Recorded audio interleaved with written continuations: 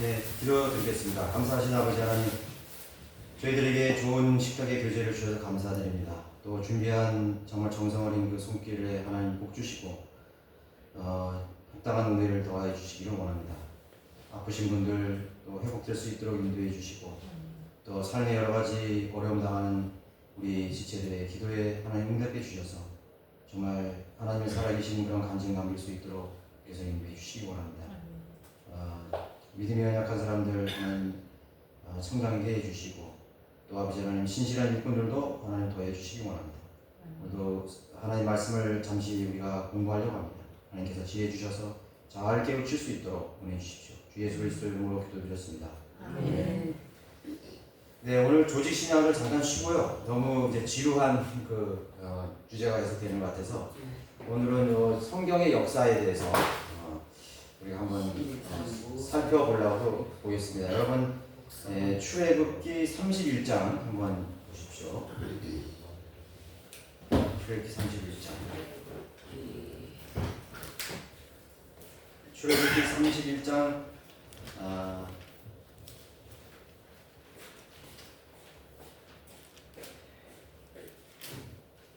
18절.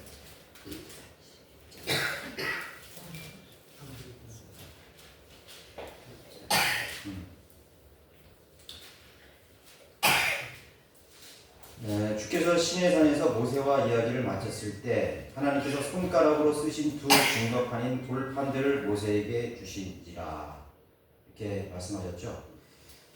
하나님께서 그 첫 번째 돌판 두 개를 이 시내산에서 모세를 통해서 십계명 두 개를 하나님께서 친히 쓰셨습니다. 그래서 이게 최초의 원본이라고 할 수 있죠. 원본은 하나님의 영감으로 기록되었다고 하는데 이거는 이제 하나님께서 친히 이 십계명을 이렇게 기록해 주신 거예요. 그죠? 이게 어떻게 보면 성경의 기원이라고 할 수 있죠. 성경의 시초라고 할 수 있죠. 성경은 하나님의 말씀이기 때문에 하나님의 법을 시내산에 줬습니다. 그런데 이제 모세가 시내산에 내려왔을 때 아론과 그 백성들이 금송아지를 만들어 가서 춤을 추고 거기 숭배했죠. 그래서 화가 나가지고 그 돌판을 이제 집어 던졌습니다. 그래서 이게 이제 깨뜨려진 거예요. 훼손된 거죠. 사라지게 된 겁니다. 그럼 사라지면 하나님 말씀도 사라집니까? 안 그러죠. 그런데 이제 두 번째 하나님께서 모세를 또 부르셔요. 거기 이전에 우리 32장 16절에 보시면은 또 거기도 하나님께서 기록했대요. 그 돌판들은 하나님의 작품이요 그 쓰신 것도 하나님께서 돌판에 새겨서 쓰신 것이다. 하나님이 친히 쓰신 거죠. 어떤 영감이라기보다도 하나님이 친히 쓰신 거예요. 이거는 뭐 어떤 다른 이유가 없습니다. 그래서 두 번째 원본이 이제 깨트림으로써 이제 원본이 사라졌죠. 원본이 사라졌는데 34장 1절에 보시면 주께서 모세에게 말씀하시기를 너는 처음 것과 같은 돌판 둘을 깎으라. 이제 첫 번째 원본이 없어졌기 때문에 두 번째 복사판을 만들라는 거예요. 두 번째 돌판도 복사판을 만들었죠. 똑같이 깎았습니다. 그죠? 깎아서 가지고 올라오라. 그러면 내가 깨뜨렸던 처음 돌판 있던 말들을 내가 이 돌판 위에다 다시 쓰리라. 그러니까 하나님께서 친히 사라진 그 원본을 재생시키는 거죠. 다시 복원시키는 거죠. 그게 바로 복사본입니다. 그렇죠? 그래서 아침에 준비하고 아침에 시내산으로 올라가서 산 정상에서 내 자신을 내게 보이라 이렇게 말씀하셨죠. 그러니까 이제 이 복사본이라는 거는 하나님이 다른 말씀을 하는 게 아니라 처음 그 기록하셨던 그 내용들을 똑같이 두 번째 돌판에도 이거예요. 복사본이죠. 복사본이면 이거하고 다릅니까? 똑같은 거예요. 그러니까 그리고 이거를 어디다 넣으라냐면 모세 언약궤에다가 돌판을 넣으라고 했습니다. 그리고 여기 쌍난 지팡이, 아론의 지팡이 있고 항아리가 있죠. 그걸 같이 이 언약궤에다가 넣는데 여기에 들어간 십계명은 첫 번째 원본이 아니죠. 사본입니다. 복사본이요. 하나님이 써졌지만 하나님이 친히 다시 쓴 거예요. 다시 만든 거예요. 그죠? 원본은 어떻게? 없어졌죠. 원본은 사라졌지만 복사본은 뭐예요? 원본과 동일한 권위를 가지고 있는 것입니다. 동일한 하나님의 말씀이죠, 그죠? 똑같은 동일한 하나님의 원본이 여기에서 우리가 성경에 대한 이해가 시작되는 것입니다. 원본과 복사본, 없어진, 사라진 복사본, 깨졌든지 어떻게 됐든지 그 복사본을 하나님께서 다시 쓰셨던 하나님이 치신 그 본을 보여주신 거예요. 원본과 복사본이 똑같은 효력이 있고 똑같은 권위가 있다는 것을 하나님께서 보여주신 것입니다. 이 믿음이 바로 현재 우리가 쓰고 있는 이 성경이 필사됐죠, 그죠? 사본이란 말이에요. 사본, 필사본, 스크립처. 똑같은 동일한 영감을 가지고 있는, 똑같은 권위를 가지고 있는. 여기서 우리가 이 믿음을 가질 수 있는 것입니다. 여기서 큰 의미가 있죠, 그죠? 이게 대략적인 것이에요. 그 다음에 모세가 기록한 5권의 책들이 있죠. 여기에 있는 이 하나님께서 직접 쓰신 이 10계명만 하나님의 권위가 있는 거잖아. 말씀에 대한 최종 그 영감이 기록된 원본이 아니라 모세가 또 5권의 책들을 기록했어요. 모세 오경이라고 하죠. 그렇죠. 모세 오경을 하나님께서 역시 하나님의 말씀으로 인정한 것이에요. 그렇죠. 인정했다는 것이죠. 자, 그러면 이제 이것도 동일한 5권의 책들이 있었죠. 그 다음에 이후에 레위 제사장들이 이 모세오경의 모습을 또 베꼈어요. 이 모세오경은 기록이 많잖아요. 창세기, 출애굽기, 레위기, 민수기, 신명기 전이죠. 그거를 어떻게 다 돌파했어. 그 때문에 이거는 어떤 파피루스나 가죽, 동물의 가죽, 그죠? 뭐 그런 가죽에다가 기록했을 거 아니에요, 그죠? 그럼 그거를 다시 필사, 베껴서 쓴 거죠. 베껴서 쓴 것도 동일한 원본과 동일해요. 원본과 같은 권위, 같은 영감이 든 거예요. 그걸 인정한 거예요. 첫 번째는 다 사라질 수 있었잖아요. 시제가 그러니까 이것도 똑같은 거예요. 여기서 그대로 우리가 모예대로 보여줬잖아요, 그죠? 그러면 여기서 끝이었느냐? 레위 제사장들을 통해서 필사로 만든 이 원본만, 구약 성경에 있는 원본만 그러면 우리가 인정할 것이냐? 아니죠. 그 후에 계속 시대가 수백 년이 흐르면서 계속 필사됐어요. 그 왜 필사가 됐냐면 신명기 여러분 17장 보시면은 그게 어떤 그냥 이런 언약궤에 그냥 보관하기 위해서 만든 게 하나님 말씀이 아니잖아요, 그죠? 보관하기 위해서 만든 게 아니에요. 17장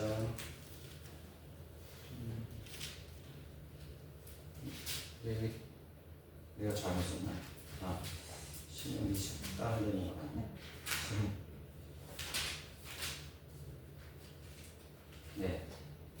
그가 자신의 왕국의 보좌에 앉으면 그는 레위인 제사장 앞에 있는 책에서 이 율법서 한 권을 베끼라 그랬죠. 이 베끼는 과정, 하나님께서 베끼라 그랬잖아요.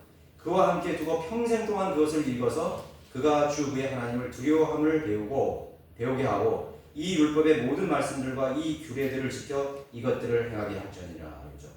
한두 번 여러분 베꼈습니까?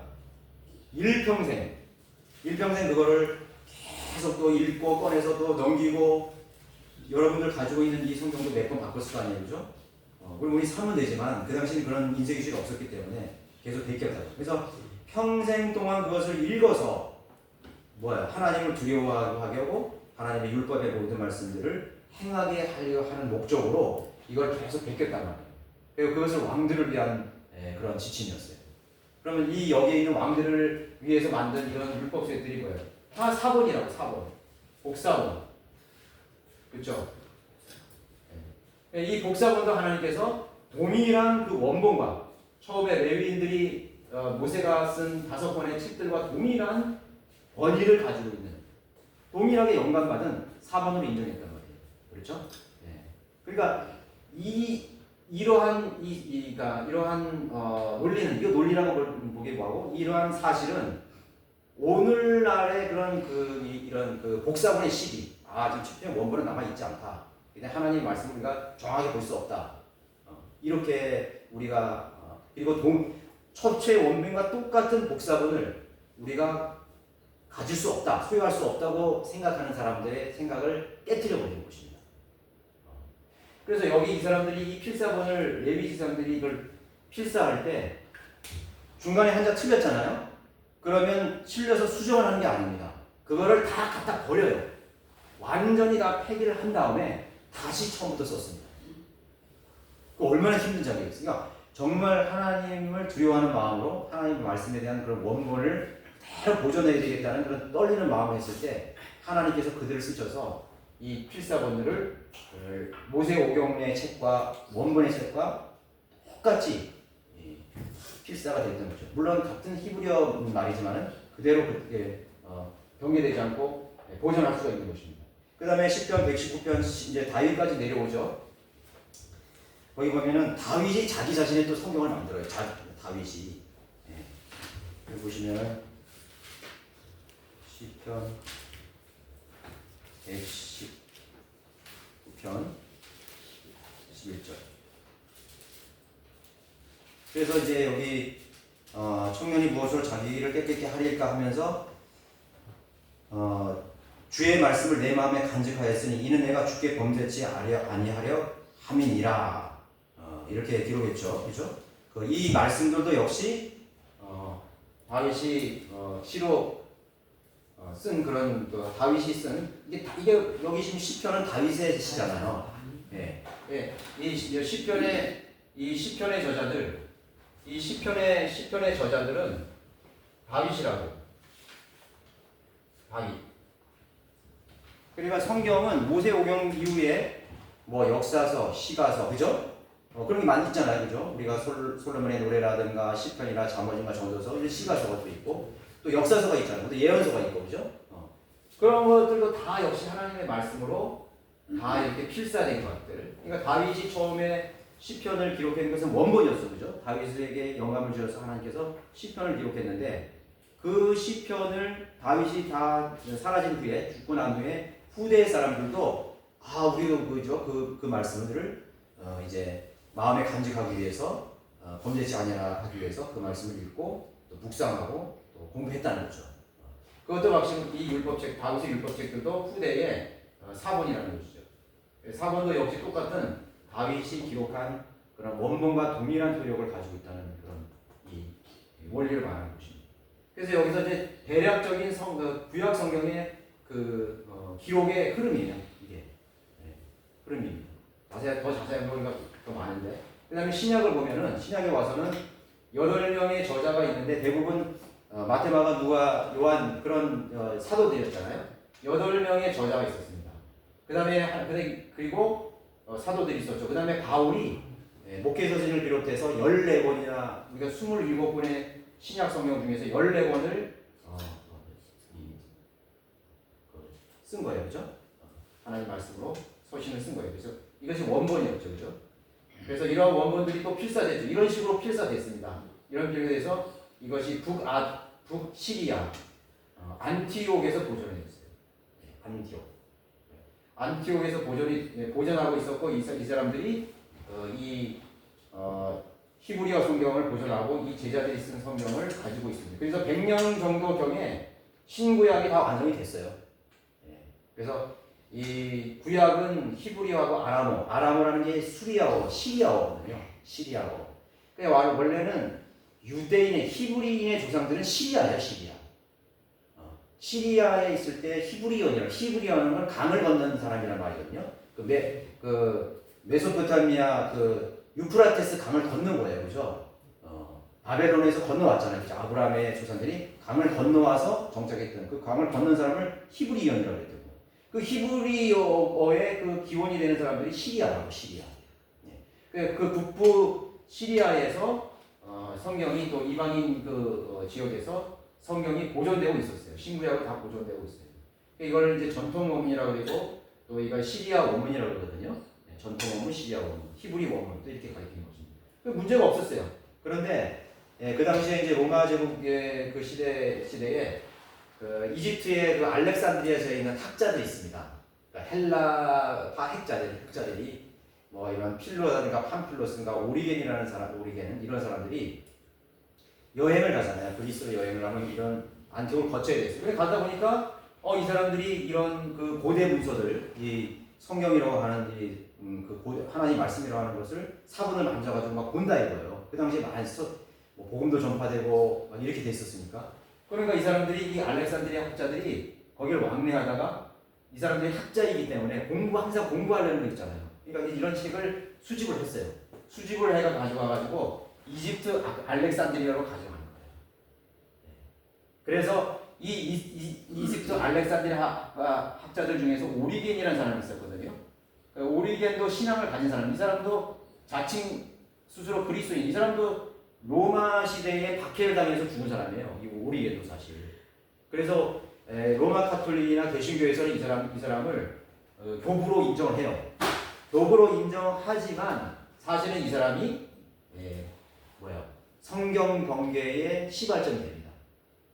그래서 이 사람이 이 알렉산드리아 합방에서 이 사람의 철학은 뭐냐면 우화. 여러분 헬라 철학이나 그리스나 이런 로마 신화는 좀 우화적이잖아요. 로마 신화, 뭐 헬라 신화 그런 거 보면은 다 우화적이라고. 철학 같은 것도 다 우화적인 그런 것들이 많아요. 그죠? 그런 걸 보면 이 사람이 우화적 해석을 융통한 사람이에요. 우화적 해석. 우화적 해석, 알레고리컬 해석이라고 그러죠. 우화적으로 해석해요. 그러니까 이 사람이 사실은 그리스도인이라고 하려 기독교인이라고 할 수 있지만은 예수 그리스도의 신성을 부인했어요. 믿지 않았어요. 그냥 선지자인 중에 하나다 이렇게 생각을 해가지고 그리고 성경을 사본을 보니까 예수님이 마치 하나님인 것처럼 기록됐거든요. 그러니까 그걸 바꾼 거예요. 하나님이 육신으로 나타나셨다를 그는 육신으로 나타났다. 이게 다 바꾼 거예요. 그러니까 엄청나네요. 그래가지고 만들어낸 것이 여기서 이집트 알렉산드리아에서 오리겐이라는 사람과 알렉산드리아 학파에 의해서 이제 성경이 변개가 시작됐습니다.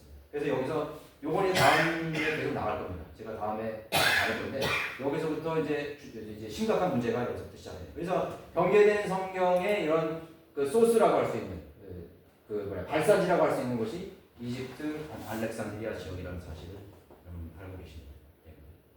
그렇죠? 그리고 이제 이 성경 계열은 계속 지켜나갔죠, 그죠? 여기는 여기야. 이 사람들이 가져간 거는 다른 계열로 지금 나가는 거예요. 다른 계열 나오고. 그러니까 우리가 성경은 두 가지 족보가 있다 했잖아요. 두 가지 흐름이 있다 했잖아요. 또 다른 흐름이 여기서 또 시작된 거예요. 그러나 원래 하나님께서 영감으로 기록하시고 보존하신 이 성경들은 이 사람들이 가지고 있었어요. 이 사람들이 가지고 있으면서 여기서 이 그룹들은 다른 경로를 통해서 성경이 가는 거죠. 그 흐름이 우리가 지금 갖고 있는 킹제임스 성경이에요. 우리가 킹제임스 성경을 알았기 전에는 우리가 이 성경을 가지고 있었던 거예요. 이 계열의 성경을 가지고 있었던 거예요. 그래서 이게 아주 팽팽하게 이것이 아주 그냥 그 대립이 되는 그런 관계이죠, 그죠? 그런 우리의 역사를 배울 수가 있습니다. 오늘 여기까지